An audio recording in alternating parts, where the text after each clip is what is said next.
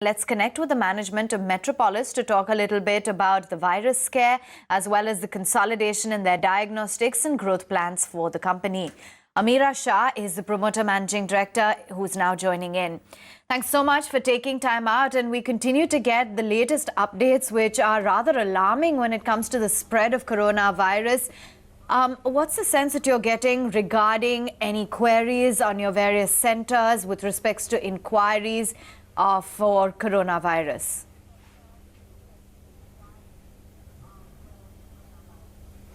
Hi, good morning. I think the coronavirus, of course, continues to be a global scare. I think the numbers that we're seeing in articles coming out of China seem to be understated. Of course, it's only a matter of time that I think we're going to see it, in different countries across the world. I think in India, we've seen, as we established, there was one case in Kerala that was confirmed as a coronavirus. We've seen some inquiries coming in to our centers, but the government has made a very clear decision that they're going to be the only ones providing the testing at this point of time. And that's why they've got, I think, National Institute of Virology in Pune doing the testing. What we've seen in the past, infectious diseases scares is that really just the government facilities providing it alone sometimes may not be enough for if it starts spreading in India. And hopefully they will reach out to companies like us as needed, where we're ready to provide whatever service is needed for people across the country.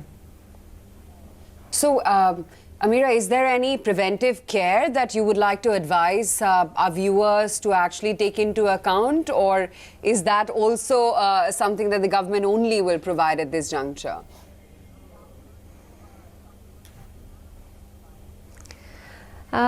We can only provide obviously common sense, guidance, which is, a lot of people believe that wearing masks and gloves actually, some way prevents the virus.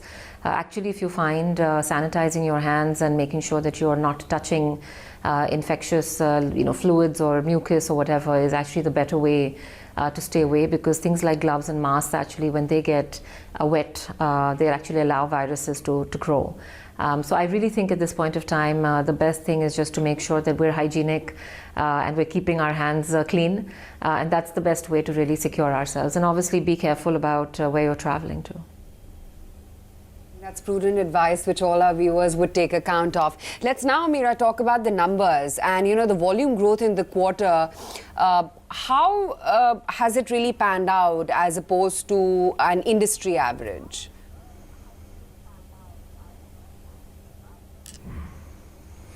So, Q3 is normally in our industry, one of the weakest quarters in the year. And the reason for that is because there are a lot of festivals that actually come up in this quarter, and that doesn't necessarily, that allows a lot of people to travel, and therefore there's less people doing testing.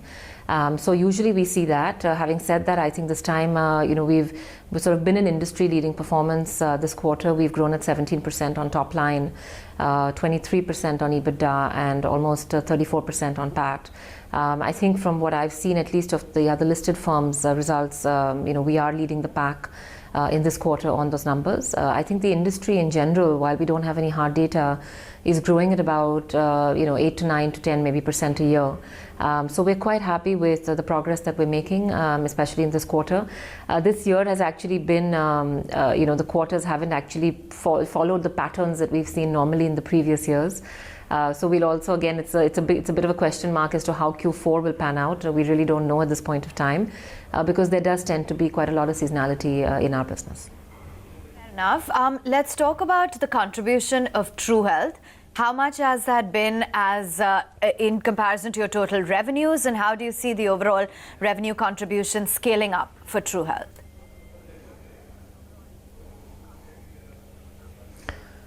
I think True Health has been a new brand that we launched actually only in February 19, so it's only been about a year now.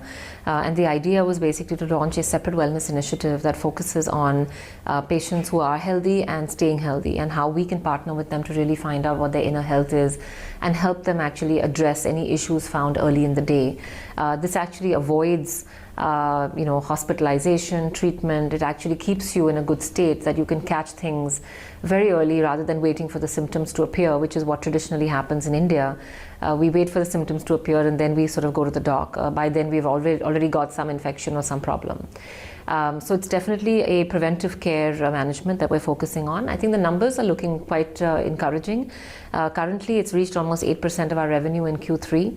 And compared to last year, where I think it was about 5.5%. So I think it's growing well. Again, Q3, we've seen a 60% growth on wellness. So this is an area that I think we'll continue to focus on. The wellness area specifically is growing at about 20-25% compared to the whole industry, which is growing at about 9-10%. So definitely this is a segment that is growing faster than the others. So there's a lot that we're doing in terms of investments from a technology perspective, from a mobile app perspective, from a consumer-friendly initiative perspective, to really be able to take, really be able to pick up this growth and be able to lead with it.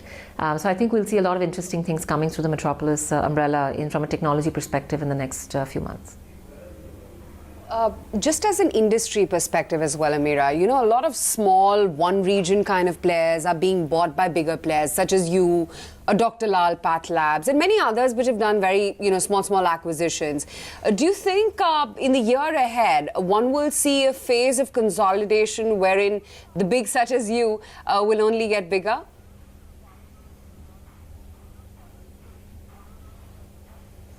Absolutely. I think, there are 3 or 4 factors that are leading to consolidation. I think number one, industry growth has slowed down, like I said, to about 9-10%, which means, the unorganized players are actually growing much slower. They're growing at about 5-6% a year, because as single center units, it's very difficult for them to be able to scale from a management perspective without finance, and from a capability perspective to be able to go and cater to a larger area.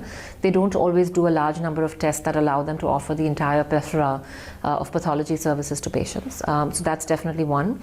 We are also seeing the government come in with talking more about regulation. Today, most of the industry, 99.9% of the industry actually functions without accreditation. The 0.1% that has accreditation is voluntary because there's no regulation in the market. As more of these regulatory frameworks come in, we do expect to see more consolidation, because simple things it'll increase the cost of all the unorganized players, and really only people with scale and who are already following regulatory compliances potentially will be able to survive and thrive, because a lot of the unorganized market space will not be able to manage in these new conditions. So I think there are a bunch of different reasons that why we believe consolidation will happen. All of those haven't come true yet, but we expect them to happen sooner than later. We have actually done a little bit large mid-size acquisitions. We haven't done very small acquisitions because we feel sometimes those tend to be under scale and very difficult to integrate into our systems in terms of mindsets and procedures and policies. So we like to do more in our industry mid-size acquisitions, which allow us an entry point into a new city where we're trying to build a B2C brand and then really scale it up from there, which is actually something Metropolis has demonstrated multiple times before. We've done about 23 acquisitions in the last 10 to 12 years, and majority of our acquisitions have been very successful and accretive for us. Before we let you go, just one quick word on, the prices of these tests. They have certainly gone down because we've seen organized markets picking up. Do you think that this is likely to decline further?